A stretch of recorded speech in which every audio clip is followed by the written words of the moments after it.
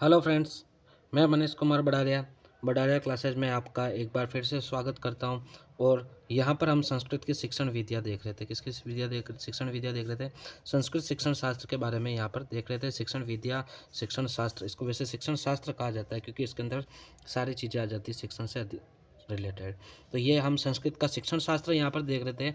और शिक्षण शास्त्र के अंतर्गत मैंने आपको 30 क्वेश्चन यहाँ पर करवा दिए थे। कितने क्वेश्चन करवाए थे? 30 क्वेश्चन करवाए थे। और मेरे पास में टोटल 100 क्वेश्चन की ये जो पूरी है सीरीज शिक्षण शास्त्र, जिसके अंतर्गत आपका पूरा संस्कृत का शिक्षण शास्त्र और आपका कुछ पार्ट हिंदी का शिक्षण शास्त्र भी यहाँ पर कंप्लीट हो जाएगा, जिसमें से 30 क्वेश्चन मैंने आपको करवा दिए हैं और 70 क्वेश्चन है वो बाकी रह रहे हैं, वो मैं आपको यहाँ पर करवाने जा रहा हूँ। तो इस क्लास को शुरू से अंत तक आप देखते रहिएगा, ताकि आपका जो शिक्षण शास्त्र वाला टॉपिक अगर आपने अलग से नहीं पढ़ा है, शिक्षण शास्त्र आपने नहीं पढ़ा है, तो आप सिर्फ इसी क्वेश्चन के माध्यम से आप अपना शिक्षण शास्त्र कंप्लीट कर सकते हैं। तो यहाँ पर हम इंपॉर्टेंट क्वेश्चन यहाँ पर देखने वाले हैं। तो इस क्लास को एक बार लाइक और शेयर कर लीजिएगा। चैनल पर नए हैं तो सब्सक्राइब कर लीजिएगा, ताकि आपको नए क्वेश्चन के बारे में भी यहाँ पर जानकारी मिल जाए। यहाँ पर आपको थोड़ा बहुत स्पीकर की आवाज़ भी आ सकती है, क्योंकि अभी शादियों का सीज़न चल रहा है, तो आप इसको इग्नोर करके अपनी जो क्लास है उस पर फोकस कीजिएगा। ठीक है, क्वेश्चन की शुरुआत हम यहाँ पर करते हैं कि प्रारंभिक स्तर पर संस्कृत शिक्षण का उद्देश्य नहीं है। प्रारंभिक शिक्षण स्तर पर जब हम संस्कृत पढ़ाते हैं तो उसका उद्देश्य नहीं है सरल गद्य खंडों एवं श्लोकों को समझने की योग्यता विकसित करना, यानी कि उनको सरल और जो गद्य खंड दे रखे उनके श्लोक को समझने की योग्यता विकसित करने के लिए हम संस्कृत शिक्षण नहीं करवाते। सरल श्लोकों गद्य खंडों का शुद्ध उच्चारण योग्यता का विकास करना, सरल श्लोकों का मातृभाषा में अनुवाद करना या भाषा एवं साहित्य के प्रति अनुसंधानात्मक दृष्टिकोण प्रदान करना। तो यहाँ पर जो प्राथमिक स्तर पर हम संस्कृत शिक्षण क्यों नहीं करवाते हैं, उसका उद्देश्य क्या हो जाएगा? तो प्राथमिक स्तर पर जो शिक्षण का जो उद्देश्य नहीं होता है वो कौन सा है कि भाषा एवं साहित्य के माध्यम से अनुसंधानात्मक दृष्टिकोण होता है उच्च स्तर के आधार पर। कौन से स्तर पर आ जाता है? उच्च स्तर पर यहाँ पर भाषा एवं साहित्य के प्रति अनुसंधानात्मक दृष्टिकोण प्रदान किया जाता है। तो प्राथमिक स्तर पर यह शिक्षण का उद्देश्य नहीं होगा, यानी कि यहाँ पर कौन सा आंसर सही हो जाएगा? डी वाला आंसर यहाँ पर सही हो जाएगा। 31 का कौन सा सही हो जाएगा? डी वाला ऑप्शन यहाँ पर सही हो जाएगा। अगला क्वेश्चन कि छात्रों में समालोचनात्मक शिक्षण का विकास गद्य शिक्षण के किस स्तर पर होना चाहिए? यानी कि छात्रों में जो समालोचन शिक्षण होता है उसका विकास गद्य शिक्षण के किस स्तर पर होना चाहिए? प्रारंभिक स्तर पर, माध्यमिक स्तर पर या उच्च स्तर पर होना चाहिए। तो यहाँ पर ध्यान रखिएगा कि समालोचन का मतलब होता है, समालोचन शिक्षण का मतलब यह होता है कि उसका जो विस्तृत बारे में पढ़कर उसके जो गुणों को बताना, उनमें क्या विशेषता है, उनके बारे में जो विश्लेषण होता है वो गद्य शिक्षण का किस स्तर में होना चाहिए? वो होना चाहिए उच्च स्तर में। कौन से स्तर में होना चाहिए?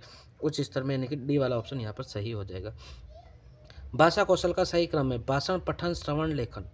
पठन, भाषण, श्रवण, लेखन, श्रवण, भाषण, पठन, लेखन या लेखन, पठन, श्रवण, भाषण। तो मैंने इसके लिए आपको भाषा कौशल का जो सही क्रम बताया था वो बताया था सु, बो, प, ली, ये बताया था आपको।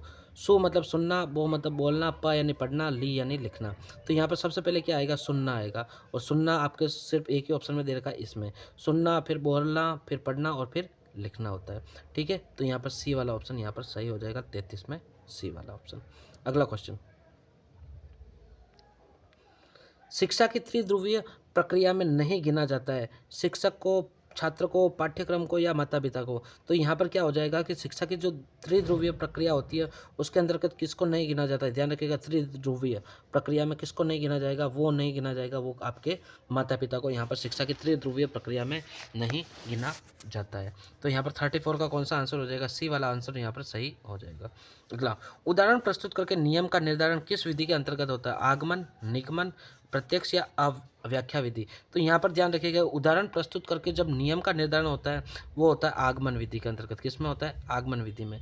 जबकि जो निगमन विधि होती है, ये जो निगमन विधि होती है, इस निगमन विधि में क्या होता है? पहले नियम दिया जाता है, फिर उसके बाद में क्या दिया जाता है? उदाहरण दिया जाता है। ठीक है, यहाँ पर ये दोनों आप ध्यान रखिएगा, निगमन और आगमन में महत्वपूर्ण अंतर। अगला क्वेश्चन, आगमन विधि के 4 प्रमुख सोपानों का सही क्रम है। आगमन विधि के जो 4 प्रमुख सोपान होते हैं उनका सही क्रम क्या होगा? उदाहरण, प्रस्ताव, निरीक्षण, फिर निरीक्षण, फिर नियम निर्धारण, फिर परीक्षण। उदाहरण प्रस्ताव, नियम निर्धारण, निरीक्षण या परीक्षण। फिर उदाहरण प्रस्ताव, परीक्षण, नियम निर्धारण एवं निरीक्षण। उदाहरण प्रस्ताव, नियम निर्धारण, परीक्षण या निरीक्षण। तो ये जो आगमन विधि के जो 4 सोपान है उनका आपको 100 यहाँ पर पक्का याद रखना पड़ेगा कि यहाँ पर जो 4 सोपानों का सही क्रम है वो कौन सा है। तो देखो वहाँ पर सबसे पहले क्या दिया जाता है, उदाहरण दिए जाते हैं। फिर उसके बाद में उन उदाहरणों का निरीक्षण किया जाता है। निरीक्षण करने के बाद में उनसे नियम का निर्माण किया जाता है और फिर नियम का परीक्षण किया जाता है कि वह हमारा जो नियम जो हमने बनाया है वो सही है या नहीं है। तो यहाँ पर जो आगमन विधि के जो 4 प्रमुख सोपान है उनका क्रम क्या हो जाएगा, ए वाला ऑप्शन यहाँ पर सही हो जाएगा। अगला क्वेश्चन कि अधिगम शिक्षक प्रक्रिया में, शिक्षण प्रक्रिया में के 4 प्रमुख घटक कौन से हैं। शिक्षार्थी, पाठ्य सामग्री, शिक्षक और पाठ्य विधि। शिक्षार्थी, शिक्षक, पाठ्य सामग्री और पाठ्य विधि। शिक्षक, शिक्षार्थी, पाठ्य सामग्री, पाठ्य विधि। पाठ्य सामग्री, पाठ्य विधि, शिक्षक और शिक्षार्थी। तो यहाँ पर जो अधिगम शिक्षण प्रक्रिया के जो प्रमुख 4 घटक होते हैं वो कौन से हो जाएंगे। तो यहाँ पर जो अधिगम प्रक्रिया के जो मुख्य 4 घटक होते हैं उसमें सबसे पहले आता है शिक्षक आता है, फिर आता है शिक्षक आता है, फिर पाठ्य सामग्री और फिर पाठ्य विधि। तो ये जो क्रम भी आप याद रखेगा कि उसमें शिक्षार्थी महत्वपूर्ण, फिर शिक्षक, फिर पाठ्य सामग्री और फिर पाठ्य विधि, ये होते हैं 4। अगला क्वेश्चन कि शिक्षण के महत्वपूर्ण सूत्र क्रमशः है। शिक्षण का जो महत्वपूर्ण सूत्र है वो कौन कौन से हैं। ज्ञात से अज्ञात की ओर, सरल से जटिल की ओर, मूर्त से अमूर्त की ओर, आगमन से निगमन की ओर, उपयुक्त सभी। तो यहाँ पर देखो मैंने ई ऑप्शन इसलिए बनाया क्योंकि ये जो आपके जो महत्वपूर्ण सूत्र है वो सारे कवर हो जाए। तो देखो ज्ञात से अज्ञात की ओर भी क्या होता है, महत्वपूर्ण सूत्र है। सरल से जटिल की ओर जाया जाता है, मूर्त से अमूर्त की ओर जाया जाता है और आगमन से निगमन की ओर जाता था। तो यहाँ पर इसका महत्वपूर्ण सूत्र सभी इसके महत्वपूर्ण सूत्र हो जाएंगे, यानी कि ई वाला ऑप्शन यहाँ पर सही हो जाएगा। कि ई ऑप्शन मैंने इसीलिए चुना ताकि आपके सारे महत्वपूर्ण सूत्र यहाँ पर आ जाए। अगला क्वेश्चन, निगमन विधि में क्रमशः सोपान है। नियम, प्रयोग, प्रदर्शन, स्पष्टीकरण, पुनः परीक्षण। उदाहरण, स्पष्टीकरण, प्रयोग, प्रदर्शन, पुनः परीक्षण। नियम, स्पष्टीकरण, प्रयोग, प्रदर्शन और पुनः परीक्षण। उदाहरण, प्रयोग, प्रदर्शन, स्पष्टीकरण या पुनः परीक्षण। अब देखो यहाँ पर क्या पूछा है, निगमन विधि के सोपान पूछे। तो निगमन विधि में सोपान में ध्यान रखेगा कि निगमन का जो सोपान शुरुआत होती है वो नियम से होती है। किससे होती है, नियम से यहाँ पर शुरुआत होती है। इसका मतलब हमारे पास में जो बी और डी ऑप्शन दे रखा है वो तो होगा नहीं। अब देखो नियम के बाद में नियम का क्या किया जाता है, स्पष्टीकरण किया जाता है। पहले नियम को क्या किया जाता है, समझाया जाता है, फिर उसका प्रयोग प्रदर्शन किया जाता है और फिर उसका पुनः परीक्षण कर दिया जाता है। तो यहाँ पर जो नियम निगमन विधि का जो सोपान हो गया वो कौन सा हो जाएगा, सी वाला ऑप्शन यहाँ पर सही हो जाएगा। अगला क्वेश्चन, आद्य विशेषणम योज्य विशेषणम तदंतरम। उपयुक्त कथन किस विधि का द्योतक है। वार्तालाप विधि, व्याख्या विधि, परंपरागत प्रणाली विधि या फिर दंडान्वय विधि। यहाँ पर कौन सी विधि होगी जो इस वाक्य के बारे में सही बताती है। तो यहाँ पर जो हो जाएगी वो हो जाएगी दंडान्वय विधि। यहाँ पर दंडान्वय प्रणाली यहाँ पर हो जाएगी, यानी कि डी वाला ऑप्शन यहाँ पर सही हो जाएगा। क्वेश्चन नंबर 41 कि अध्यापक छात्रों की प्रगति कैसे व किस प्रकार जान सकता है। समय समय पर छात्रों की परीक्षा लेकर, छात्रों की प्रशंसा सुनकर, प्रतिदिन परीक्षा लेकर, पाठ्यक्रम पूर्ण करके। तो छात्रों की जो प्रगति है उसके लिए उसको क्या करना पड़ेगा, समय समय पर परीक्षा लेनी पड़ेगी। क्या करनी पड़ेगी, समय समय पर परीक्षा, यानी कि इसीलिए हमारा जो मूल्यांकन के लिए CCE सतत समग्र मूल्यांकन यहाँ पर चालू किया गया। यानी कि जो मूल्यांकन होगा वो कैसा होना चाहिए, सतत मूल्यांकन होना चाहिए, ताकि बालकों की जो प्रगति है उसको यहाँ पर पता लगाया जा सके। अगला क्वेश्चन कि अनुलेख अनुलिपि की विशेषता नहीं है। बालक नीचे की रिक्त पंक्तियों से में ऊपर पंक्ति की नकल करते हैं। अनुलेख प्राथमिक स्तर पर बहुत ही उपयोगी है। लिखने का अभ्यास करने का अनुलिपि अच्छा साधन है। अनुलिपि सुनकर लिखना चाहिए। तो देखो यहाँ पर क्या होता है, अनुलिपि प्राथमिक स्तर पर लिखा जाता है। किस पर लिखा जाता है, प्राथमिक स्तर पर। ये तो सही हो गया। प्राथमिक स्तर पर क्या करते हैं कि जो नीचे रिक्त पंक्ति होती है उसके अंदर ऊपर वाली पंक्ति को सेम वैसे ही लिखा जाता है जैसे बच्चों को लिखना सिखाते हैं। इसमें लिखन का अभ्यास होता है। अनुलिपि का अच्छा साधन है। तो ये सही बात है कि उसको अनुलिपि के द्वारा उस बालक को अच्छे से सिखाया जा सकता है। लेकिन अनुलिपि सुनकर लिखना चाहिए। अनुलिपि कभी भी सुनकर नहीं लिखा जाता है। सुनकर तो श्रुतलेख लिखा जाता है। तो अनुलिपि कैसे लिखा जाएगा, जो जैसा दे रखा है वैसा का वैसा लिखना अनुलिपि कहलाता है। तो 42 में कौन सा इसकी विशेषता नहीं है, डी वाली यहाँ पर विशेषता नहीं है। अगला क्वेश्चन, प्रतिलेख प्रतिलिपि के विषय में सही नहीं है। कौन सा है वो प्रतिलिपि के विषय में सही नहीं है। छात्र नियमित रूप से किसी पुस्तक या पत्रिका के निर्दिष्ट अंक की प्रतिलिपि करते हैं। बालक को 2 अक्षरों तथा 2 अक्षरों के बीच की दूरी का ध्यान देना चाहिए। शिरोरेखा लुप्त होना चाहिए,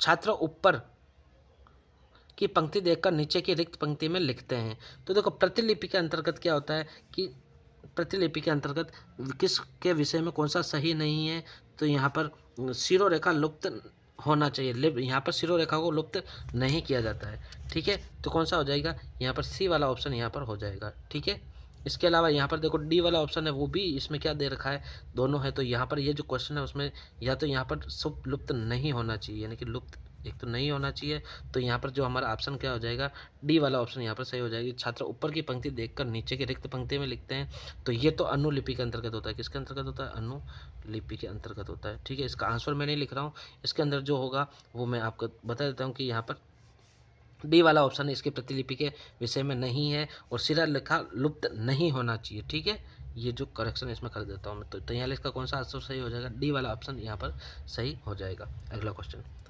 दृश्य श्रव्य साधन अधिगम सामग्री में आते हैं, ये निम्न में से कौन सा है जो दृश्य श्रव्य साधन अधिगम सामग्री, यानी कि दृश्य भी है श्रव्य भी है, वो दृश्य और श्रव्य दोनों के रूप में, यानी कि जिसे सामने चल भी रही है और उसको सुन भी रहे हैं। चित्राणी, रेखा चित्राणी, मानचित्राणी प्रदर्शनी, ग्रामोफोन, ध्वनि भंजिका, भाषा स्पंजिका, दूरदर्शन नाटकानी और चलचित्रानी, मस्तिष्क यंत्रंग यानी कि संगणक, उपरोक्त सभी। तो यहाँ पर दृश्य श्रव्य साधन कौन सा होगा, तो दृश्य श्रव्य साधन यहाँ पर होता है, कौन सा होता है, दूरदर्शन नाटकानी और चलचित्रानी यानी कि संगणक। ये जो होते हैं वो दृश्य श्रव्य साधन, क्योंकि यहाँ पर दृश्य भी हो रहा है और श्रव्य भी साथ में हो रहा है। तो यहाँ पर 44 का कौन सा सही हो जाएगा, सी वाला ऑप्शन यहाँ पर सही हो जाएगा।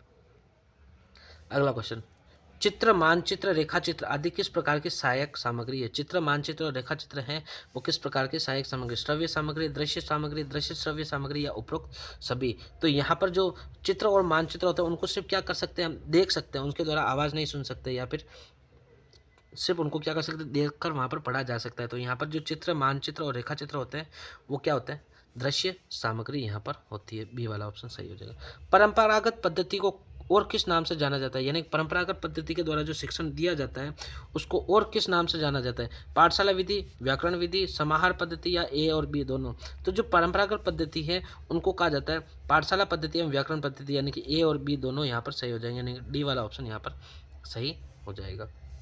अगला क्वेश्चन, संस्कृत पाठशाला में स्वप्रचलित विधि कौन सी है, पाठशाला विधि, परंपरागत विधि, व्याकरण विधि या उपरोक्त सभी। तो आपको पता है कि पाठशाला विधि को व्याकरण विधि भी कहा जा सकता है और परंपरागत विधि भी कहा जा सकता है, तो तीनों ऑप्शन एक ही है।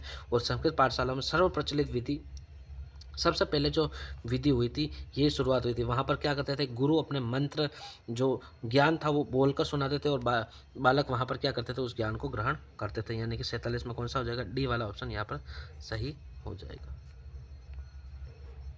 अगला क्वेश्चन, आधुनिक विद्यालय में संस्कृत शिक्षण को कितने शैक्षिक स्तरों में बांटा गया है, यानी कि आधुनिक जो विद्यालय है उनमें संस्कृत का जो शिक्षण कराया जाता है वो संस्कृत का शिक्षण कितने स्तर में करवाया जाता है, 3 स्तर में, 4 स्तर में, 5 स्तर में या फिर 6 स्तर में। तो किस स्तर में कराया जाता है, 3 स्तर में यहाँ पर कराया जाता है, नहीं ए वाला ऑप्शन यहाँ पर हो जाएगा। ठीक है, 3 स्तर में कराया जाता है। अगला क्वेश्चन,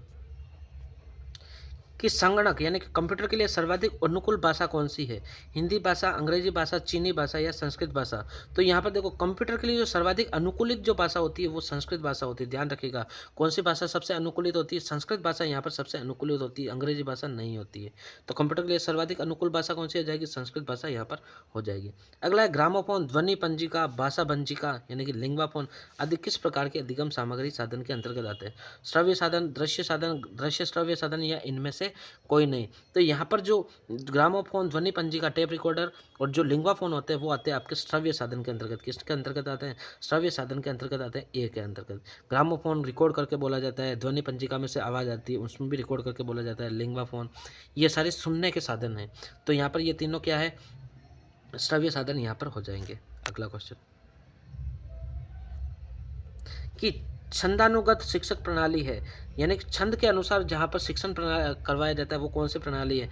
गद्य की, पद्य की, व्याकरण की या कथा की? यहाँ पर छंद के अनुसार जो शिक्षण करवाई जाती है वो कौन सी शिक्षण प्रणाली के अंतर्गत आती है? तो यहाँ पर ध्यान रखिएगा, जो पद्य पढ़ाए जाते हैं, जो पद्य होते हैं कविताओं के दोहों के रूप में, श्लोक के रूप में, वो पद्य किसके अंतर्गत पढ़ाए जाते हैं? छंद के अनुसार शिक्षा वहाँ पर दी जाती है। तो यहाँ पर 51 में कौन सा जाएगा? बी वाला ऑप्शन यहाँ पर हो जाएगा। अगला, शिक्षण में नैदानिक परीक्षण की आवश्यकता होती है। शिक्षण के अंदर जो नैदानिक परीक्षण करते हैं, ये आपने साइकोलॉजी में पढ़ा है और सारी शिक्षण विद्या जितने भी आएगी उसमें मूल्यांकन के अंतर्गत इसको पढ़ना होता है। तो आपने पढ़ा है कि छात्र की पारिवारिक आय जांच करने के लिए, स्वास्थ्य परीक्षण के लिए, छात्र की पारिवारिक आय से जांच करने के लिए, या छात्रों में प्रतिस्पर्धा की भावना का विकास करने के लिए यहाँ पर इसका किया जाता है। तो यहाँ ध्यान रखिएगा, नैदानिक परीक्षण का वैसे तो उपयोग किया जाता है नैदानिक परीक्षण का कि वहाँ पर कमजोरियों को पता लगाने के लिए। अब यहाँ पर ऑप्शन के अकॉर्डिंग यहाँ पर जो आंसर सही होगा वो कौन सा होगा? छात्रों के में प्रतिस्पर्धा की भावना का विकास करने के लिए यहाँ पर नैदानिक परीक्षण की आवश्यकता होती है। अब यहाँ पर ऑप्शन के हिसाब से आपने को क्वेश्चन का आंसर देना होगा। ठीक है, ये क्वेश्चन फरवरी 2014 जो यूपी टेट हुई थी उस यूपी टेट में पूछा गया है। ठीक है, ये ऑप्शन वहाँ पर आप देख सकते हैं। इसका वैसे तो यहाँ पर क्या होता है कि नैदानिक परीक्षण क्या होता है कि वहाँ पर बालक की कमजोरियों का पता लगाया जाता है, लेकिन ऑप्शन के अकॉर्डिंग यहाँ पर डी वाला ऑप्शन उन्होंने माना था। क्वेश्चन नंबर 53 कि कक्षा शिक्षण में सबसे आवश्यक शिक्षण सामग्री कौन सी है? रेडियो, चार्ट, श्यामपट्ट या ग्रामोफोन? तो यहाँ पर जो शिक्षण सामग्री सबसे उपयुक्त, जो सबसे अच्छी शिक्षण सामग्री है वो कौन सी होती है? तो यहाँ पर शिक्षण सामग्री के रूप में सबसे अच्छी जो होती है, सर्वोत्तम, वो होती है श्यामपट्ट। कौन सी होती है? श्यामपट्ट, यानी कि ब्लैक बोर्ड। यहाँ पर सी वाला सही हो जाएगा। लेखन शिक्षण में प्रतिलेख का तात्पर्य है। लेखन शिक्षण के अंतर्गत जो प्रतिलेख शब्द का जो प्रयोग करते हैं उस प्रतिलेख शब्द का तात्पर्य क्या होता है? पुस्तक के कुछ अंश को देखकर लिखना, अध्यापक बोलता है, छात्र लिखता है, एक छात्र बोलता है, अन्य छात्र लिखता है, स्मरण के आधार पर लिखना। तो यहाँ पर देखो, जो प्रतिलेख का मतलब होता है वो क्या होता है कि पुस्तक से कुछ अंश को देख करके लिखना, यानी पुस्तक में से कुछ अंश ले लेंगे, उसमें से उनको देख कर क्या करेंगे? लिखेंगे। ठीक है, तो ये हो जाएगा ए वाला ऑप्शन यहाँ पर सही हो जाएगा। अध्यापक बोलता है, छात्र लिखता है, ये किसके अंतर्गत आता है? श्रुत लेख के अंतर्गत आता है। छात्र बोलता है, छात्र लिखता है, ये भी किस में आता है? श्रुत लेख के में आता है। और स्मरण के आधार पर लिखना, ये क्या किसके अंतर्गत आता है? परीक्षा के अंतर्गत आता है। अगला क्वेश्चन, क्वेश्चन नंबर 15 कि निम्न में से कौन सा अशुद्ध वाचन का कारण नहीं है? यानी कि अशुद्ध वाचन के अंतर्गत कौन सा कारण यहाँ पर अशुद्ध वाचन का कारण नहीं है? वर्णों की ध्वनियों का ज्ञान न होना, प्रयत्न लाघव, उच्चारण संबंधी अभ्यास की कमी, स्वस्वर वाचन का अभ्यास। यहाँ पर जो अशुद्ध वाचन का जो कारण नहीं है वो हमें यहाँ पर पता करना है। तो देखो, वर्णों की ध्वनि का ज्ञान नहीं होगा तो भी हमें क्या होगा? अशुद्ध वाचन करेंगे। प्रयत्न लाघव, यानी कि जो बोलने के जो प्रयत्न होते हैं, जो हमने अभ्यंतर प्रयत्न, बाह्य प्रयत्न पढ़े हैं, उन प्रयत्नों के आधार पर जब हम नहीं बोलते तो वो अशुद्ध वाचन के अंतर्गत आता है। अगर उच्चारण के संबंधी अभ्यास की कमी होगी, यानी कि उच्चारण का अभ्यास नहीं किया है तो भी हमारे अशुद्ध वाचन होगा, लेकिन स्वस्वर वाचन का जब अभ्यास कर लेते हैं तो वो अशुद्ध वाचन का कारण नहीं होता है। ठीक है, जब स्वस्वर वाचन का अभ्यास करेंगे तो हमारा जो जो अशुद्ध वाचन है वो सही हो जाएगा। तो ये अशुद्ध वाचन का कारण नहीं है, डी वाला ऑप्शन हो जाएगा। अगला क्वेश्चन, भारतीय भाषाओं की जननी है हिंदी, संस्कृत, द्रविड़ या पंजाबी? भारतीय भाषाओं की संस्कृति यहाँ पर कौन सी है? तो भारतीय भाषाओं की जो जननी है वो है हमारे पास में संस्कृत। कौन सी है? बी वाला ऑप्शन सही हो जाएगा, संस्कृत। किस शिक्षण सूत्र के अंतर्गत उदाहरण प्रस्तुत करने के पश्चात नियम बताए जाते हैं? कौन सा ऐसा नियम है जिसके अंतर्गत हम पहले उदाहरण प्रस्तुत करते हैं फिर नियम दिया जाता है? पूर्ण से अंश की ओर, आगमन से निगमन की ओर, अनुभव से तर्क की ओर या अनिश्चित से निश्चित की ओर? तो देखो, पहले उदाहरण किस में दिए जाते हैं और नियम किस में प्रस्तुत करते हैं? पहले उदाहरण देते हैं आगमन में। क्या करते हैं? आगमन में। फिर उसके बाद में नियम प्रस्तुत करते हैं, यानी कि आगमन से निगमन की ओर क्या करते हैं? हम उदाहरण प्रस्तुत करते हैं। तो 57 का कौन सा सही हो जाएगा? बी वाला ऑप्शन यहाँ पर सही हो जाएगा। अगला क्वेश्चन कि संस्कृत वर्णों का क्रम निम्नलिखित में किस पद्धति पर आधारित है? संस्कृत वर्णों का जो क्रम है वो किस पद्धति के आधार पर? वैज्ञानिक पद्धति पर, मनोवैज्ञानिक पद्धति पर, अवैज्ञानिक पद्धति पर, या इनमें से सभी? तो यहाँ पर देखो, जो संस्कृत वर्णों का जो क्रम है वो वैज्ञानिक पद्धति के आधार पर है। किसके आधार पर है? वैज्ञानिक पद्धति के क्रम के आधार पर। देखो, जैसे ए के बाद में क्या लिखा इन्होंने? ओ लिखा, फिर क्या लिखा? आई लिखा, फिर औ लिखा। तो ये किसके आधार पर हो रहा है? ये हो रहा है, देखो, ए के बाद में सिंगल मात्रा वाला शब्द और फिर डबल मात्रा वाला, तो दोनों मात्रा वाला शब्द यहाँ पर लिखा है। तो ये वैज्ञानिक पद्धति के आधार पर लिखा है कि वैज्ञानिक में भी क्या किया जाता है? एक क्रमबद्धता से अध्ययन किया जाता है। शिक्षण कार्य में किया जाने वाला मूल्यांकन होता है केवल आंतरिक, केवल बाह्य, आंतरिक बाह्य दोनों एवं अप्रत्यक्ष होता है। तो शिक्षण कार्य के अंतर्गत जो मूल्यांकन किया जाता है वो आंतरिक और बाह्य दोनों प्रकार का होता है। सी वाला ऑप्शन यहाँ पर सही हो जाएगा। निम्नलिखित में से श्रव्य अधिगम सामग्री है, tape recorder, television, flash board या सिनेमा। तो इनमें से सिर्फ श्रव्य अधिगम सामग्री यानी कि जिसको सिर्फ श्रव सुनने के काम में लिया जाता है तो वो कौन सी होती है, वो होती है टेप रिकॉर्डर। कौन सी होती है, टेप रिकॉर्डर को सिर्फ सुना जाता है, यानी कि 60 का ए वाला यहाँ पर सही हो जाएगा। क्वेश्चन नंबर 61 कि छात्र पढ़े हुए श्लोकों को कंठाग्र करेगा, यह व्यवहारगत परिवर्तन किस उद्देश्य का है, ज्ञान का, अभिव्यक्ति का, अभिग्रहण का या अभिरुचि का। तो यहाँ पर ये देखो कि बालक जो है वो श्लोक कंठाग्र करने के बाद में उसको व्यवहारगत परिवर्तन यानी कि व्यवहार में भी परिवर्तन, व्यवहार के रूप में भी काम में लाएगा। ये किसके ऊपर निर्भर करता है, तो ये उसकी अभिरुचि के ऊपर निर्भर करता है कि वो उसको उसमें रुचि है या नहीं है, उसके अनुसार वो व्यवहार में उपयोग लाएगा। अगला क्वेश्चन, छात्रों को उच्चारण अभ्यास करने हेतु सहायक सामग्री, उच्चारण का अभ्यास कराने हेतु बच्चों के लिए सहायक सामग्री कौन सी है, श्यामपट्ट, फ्लैश कार्ड, रेडियो और टेप रिकॉर्डर। तो यहाँ पर देखो उच्चारण का अभ्यास कराने के लिए जो सहायक सामग्री होती है वो टेप रिकॉर्डर होती है। कौन सी होती है, टेप रिकॉर्डर। क्यों, क्योंकि टेप रिकॉर्डर में हम क्या कर सकते हैं, एक बार किसी भी आवाज़ को रिकॉर्ड कर सकते हैं। क्या करते हैं, किसी भी आवाज़ को एक बार रिकॉर्ड करते हैं और रिकॉर्ड की हुई ध्वनि को बार बार बुलवाकर बच्चे को, छात्र का जो उच्चारण का अभ्यास करवा सकते हैं। तो यहाँ पर क्या हो जाएगा, 62 का डी वाला ऑप्शन सही हो जाएगा। अगला क्वेश्चन, पहले उदाहरण प्रस्तुत किए जाए, बाद में नियम बनाया जाए, यह शिक्षण है। अनुभव से तर्क की ओर, विशेष से सामान्य की ओर, पूर्ण से अंश की ओर, सरल से कठिन की ओर। तो ये देखो यहाँ पर अब थोड़ा सा इसको क्वेश्चन को घुमाकर पूछ लिया है कि जो पहले उदाहरण दिया जाता है फिर क्या किया जाता है, नियम बनाया जाता है। तो ये किसका शिक्षण सूत्र है, इसका जो शिक्षण सूत्र है ये किसका है, तो ये होता है आपका विशेष से सामान्य की ओर। यानी कि पहले विशेष उदाहरण दिए जाते हैं, विशेष तरीके के, या देखो उदाहरण के लिए क्या प्रयोग किया जाता है, विशेष, यानी कि विशेष उदाहरण दिए जाते हैं, फिर उनको सामान्यकरण किया जाता है। पहले विशेष उदाहरण देकर उनके नियमों को सामान्यकरण किया जाता है, यानी कि विशेष से सामान्य की ओर। यहाँ पर इसका आंसर हो जाएगा 63 का बी वाला ऑप्शन हो जाएगा। क्वेश्चन नंबर 64 कि संस्कृत शिक्षण में प्रयोग किए जाने वाले दृश्य उपकरण हैं। दृश्य उपकरण कौन से, cinema, tape recorder, flash card और ग्रामोफोन। तो देखो फ्लैश कार्ड यहाँ पर क्या हो जाएगा, दृश्य उपकरण हो जाएगा। कौन सा हो जाएगा, दृश्य उपकरण हो जाएगा। ये दोनों तो आपके हो जाएंगे श्रव्य, टेप रिकॉर्डर और ग्रामोफोन क्या हो जाएंगे, श्रव्य यहाँ पर हो जाएंगे। ठीक है, और सिनेमा की बात करें तो यहाँ पर सिनेमा क्या हो जाएगा, श्रव्य एंड दृश्य दोनों हो जाता है। ठीक है, टेप रिकॉर्डर और ग्रामोफोन तो श्रव्य होता है, जबकि सिनेमा होता है वो श्रव्य दृश्य सामग्री यहाँ पर होती है। तो यहाँ पर 64 का हमारे पास में कौन सा सही हो जाएगा, सी वाला ऑप्शन यहाँ पर सही हो जाएगा। क्वेश्चन नंबर 65 संस्कृत का अध्यापक एक एक शब्द का अर्थ स्पष्ट करता है, प्रत्यक्ष विधि में, व्याख्या विधि में, मूल्यांकन विधि में या समवाय विधि में। तो देखो जो किसी एक एक शब्द का जब अर्थ स्पष्ट किया जाता है तो वो किसके अंतर्गत किया जाता है, वो व्याख्या विधि के अंतर्गत किया जाता है। यानी कि जब व्याख्यान देते हैं, जब व्याख्या विधि के अंतर्गत बच्चे को पढ़ाया जाता है तो वो अध्यापक क्या करता है कि एक एक शब्द का अर्थ स्पष्ट करते हुए वहां पर पढ़ाता है। अगला क्वेश्चन 66 शिक्षण प्रक्रिया किस सीमा तक सफल है, इसका पता लगाया जाता है मूल्यांकन से, याज्ञवल्क्य की शिक्षा से, अर्थशास्त्र से या इनमें से कोई नहीं। तो देखो शिक्षण प्रक्रिया किस सीमा तक सफल है, उसके लिए हम उसका क्या करेंगे, मूल्यांकन करेंगे। क्या करेंगे, मूल्यांकन करेंगे, और मूल्यांकन के आधार पर पता लगाया जाएगा कि शिक्षण किस स्तर तक सफल हुआ है। तो यहाँ पर कौन सा सही हो जाएगा, ए वाला यहाँ पर सही हो जाएगा। अगला क्वेश्चन,